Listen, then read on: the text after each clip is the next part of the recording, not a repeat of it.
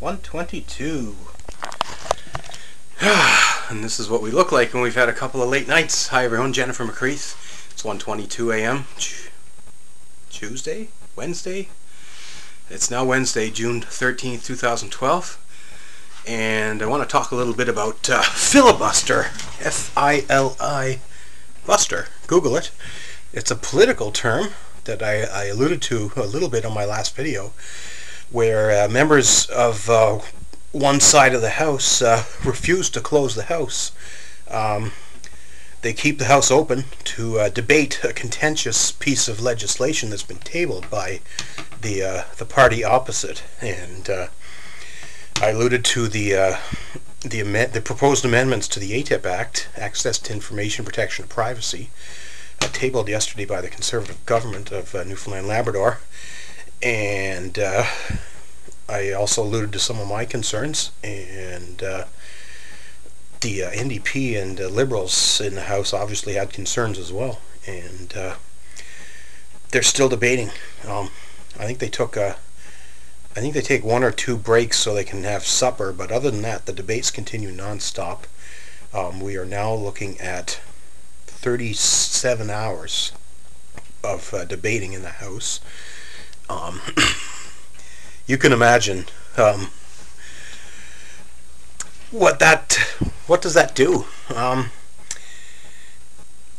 It makes it very difficult to keep the debate going on different topics, and basically the strategy has been to debate the heck out of this proposal to change the act, and the House itself has become a committee on the bill, and literally line by line, we're having 3 to 5 hour debates on each line. We're having proposed amendments that obviously the government will probably decline them all, and they have the power to. Important notice or news here, folks.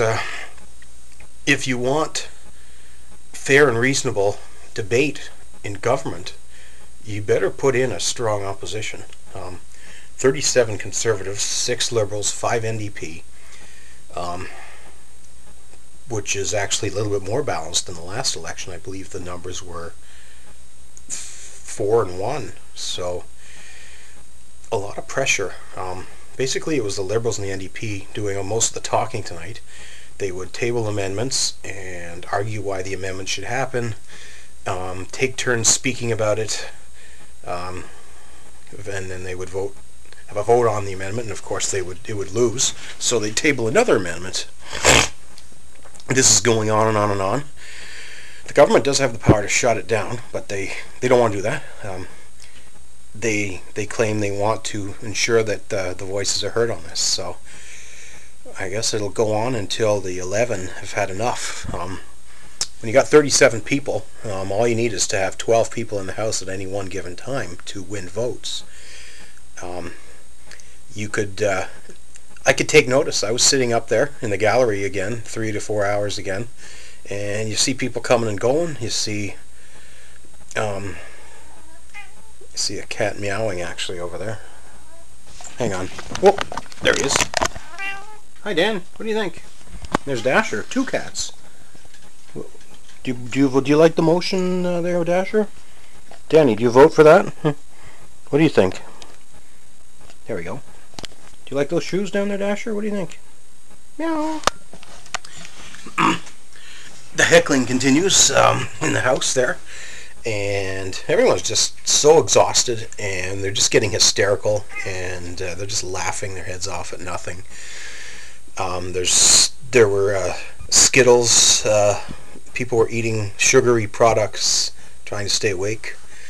Oh my goodness. What's it like? What can I tell you that you wouldn't otherwise know?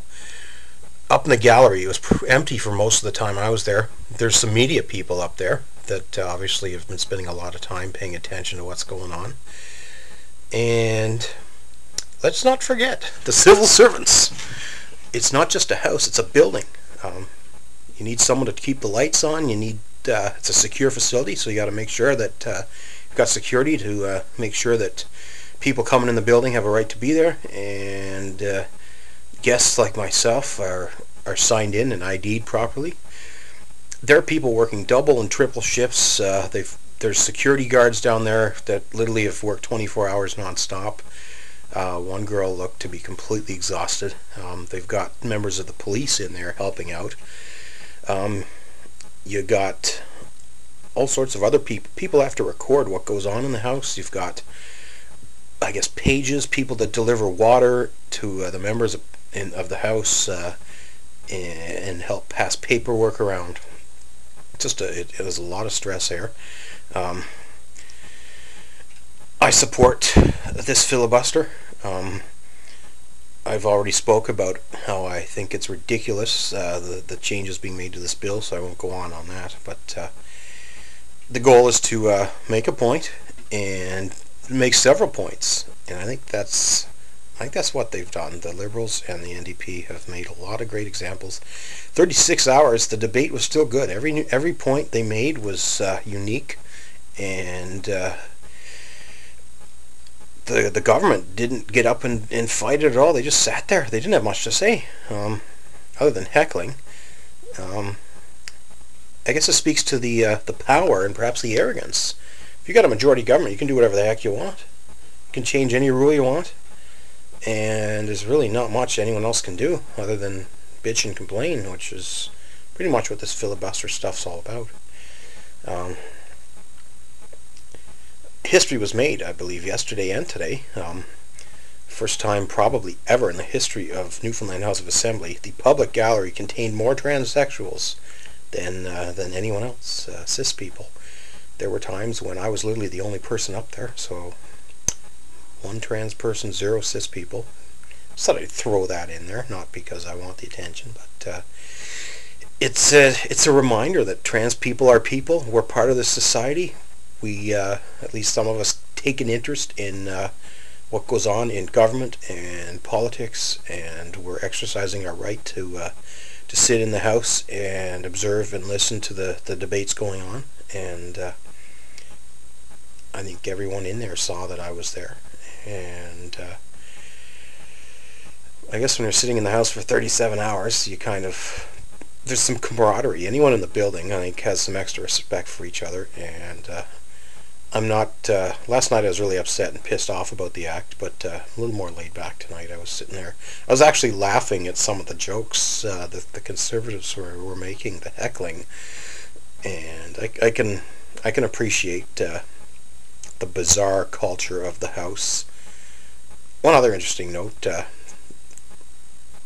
unlike when I used to visit the House in Ottawa in the late 80s and early 90s, times have changed technology-wise, and everyone in there is sitting there with a BlackBerry or an iPhone. And at one point, 3 or 4 members of the Conservatives were sitting around this iPhone thing, and it started blasting, I think it was Star Wars music, right in the middle of this debate.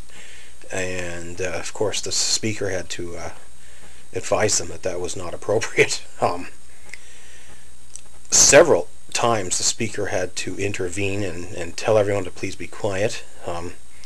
There were some inappropriate comments that were coming out of the hecklers, and Jerome Kennedy was compelled to, I guess, apologize on behalf of the government for some, in my opinion, rather rude personal attacks against Yvonne Jones, stating that they needed to put in more protection to information because of people like her. I thought that was out of line, but yeah. Anyways, this could go on another night, 3 nights, 4 nights. I don't want this video to go on forever. I got to get some more sleep. So thanks for watching.